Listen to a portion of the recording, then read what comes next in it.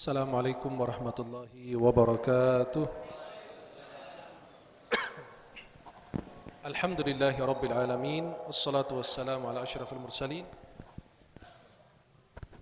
Sayyidina maulana Muhammadin wa ala alihi wa sahbihi ajma'in. Para alim ulama, para habaib, para kiai, para tokoh masyarakat, tokoh agama yang hadir, yang mohon maaf saya tidak sebut namanya satu persatu. Semoga Allah senantiasa menggolongkan kita sebagai hamba yang diridai oleh Allah Subhanahu wa taala. Alhamdulillah, bersyukur kepada Allah Subhanahu wa taala saya bisa memandang wajah-wajah penghuni surganya Allah Subhanahu wa taala. Mudah-mudahan sebagaimana Allah pertemukan kita di dunia dalam taat, Allah pertemukan kita kembali di dalam surganya Allah Subhanahu wa taala. Para jamaah yang dimuliakan Allah, kita perlu di antara kesibukan-kesibukan kita ini, kesibukan duniawi, kesibukan keseharian kita, banyak memikirkan kerjaan, memikirkan dunia. Kapan dunia mikirin kita? Kita setiap hari mikirin dunia. Kapan dunia ini mikirin kita? Kita mengejar dunia sebanyak-banyaknya. Pada saat kita meninggal cuma kita dikasih 2 meter saja. Padahal tanah kita luas. Ada yang punya tanah berapa hektar, ada yang punya mobil mewah, ada yang punya harta berlimpah, ada yang punya jabatan dan seterusnya. Di tengah-tengah kesibukan kita di dunia ini, kita perlu yang namanya khalwat. Khalwat itu istilah ulama tasawuf. Khalwat itu menyendiri, menjauhi diri dari kerumunan, dari manusia. Khalwat itu terbagi menjadi 2. Al-khalwah fil jalwah. Khalwat itu di tengah-tengah kerumunan, di tengah-tengah orang, tapi menyendiri, menjaga lisan, berbanyak zikir, berbanyak istighfar, salawat dan seterusnya. Khalwat yang kedua adalah benar-benar khalwat, menyendiri di satu tempat, tidak ada orang lain kecuali Allah yang memandang kita, Allah yang membersamai kita Subhanahu wa ta'ala. Kita kalau berkhalwat itu luar biasa. Pada saat kita berkhalwat tidak perlu mengatur waktu sama Allah. Kapanpun, jam berapa aja Anda bisa mengatur berkhalwat dengan Allah. Berbeda kalau kita mau berjumpa dengan pejabat. Dia yang ngatur waktu, dia yang ngatur tema, dia ngatur jam. Dan dia akan menyelesaikan pertemuan tersebut. Maaf Pak, waktu saya habis, saya ada kegiatan. Tapi kalau sama Allah yang Maha Kuasa, Anda yang ngatur waktu, Anda yang ngatur tema, Anda yang ngatur jam, Anda yang menyelesaikan pertemuan. Kalau berkhalwat sama Allah, tidak usah malu kalau meminta sesuatu itu berkali-kali. Li'anna Allah yuhibbul mulhina fid du'a. Karena Allah senang dengan hamba yang terus minta kepada Allah berulang kali. Allah senang begitu. Tapi kalau kita datang kepada makhluk meminta sesuatu tertentu, dia akan bosan dari kita. Tapi kalau Allah malah senang.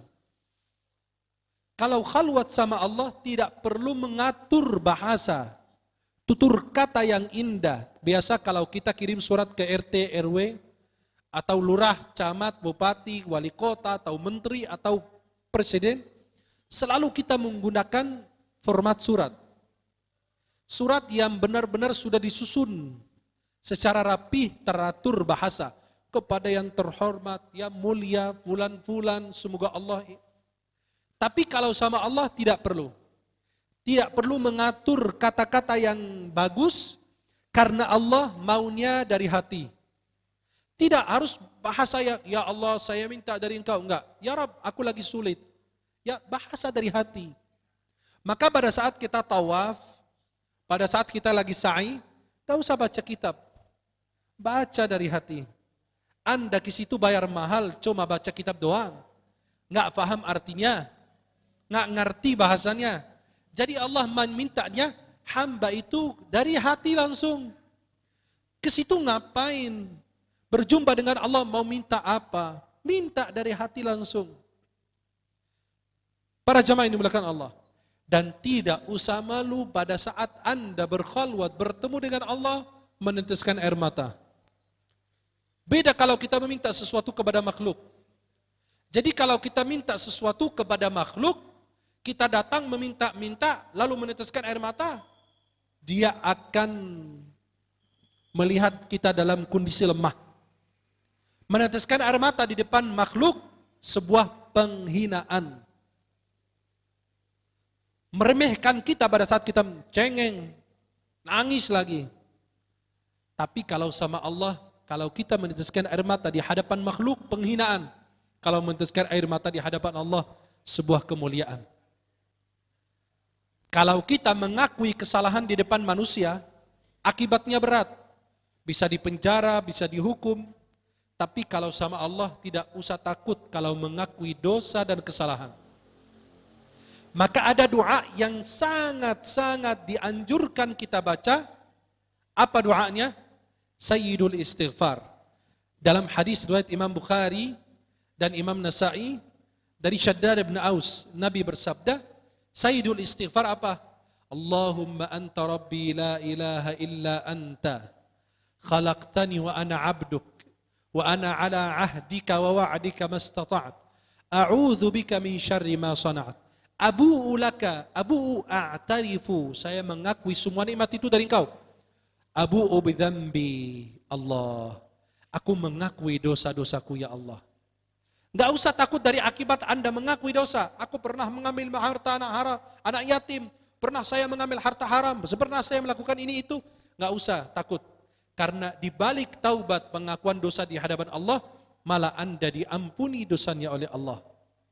Yang terakhir, kalau kita berkhalwat bersama Allah Subhanahu wa taala, Anda sudah menyampaikan apa isi hati Anda. Sudah letakkan semua permasalahan Anda di hadapan Allah, lalu Anda tinggal pergi.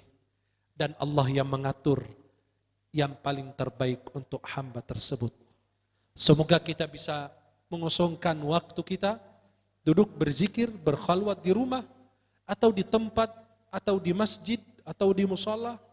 Perlu kita berkhalwat, bercinta dengan Allah Subhanahu wa taala. Semoga Allah senantiasa meridai kita dan Allah senantiasa merahmati kita. Mudah-mudahan yang saya sampaikan bermanfaat. Aqulu qauli hadza wa astaghfirullah li wa lakum. Wallahu taala a'la wa a'lam bis-shawab. Assalamualaikum warahmatullahi wabarakatuh.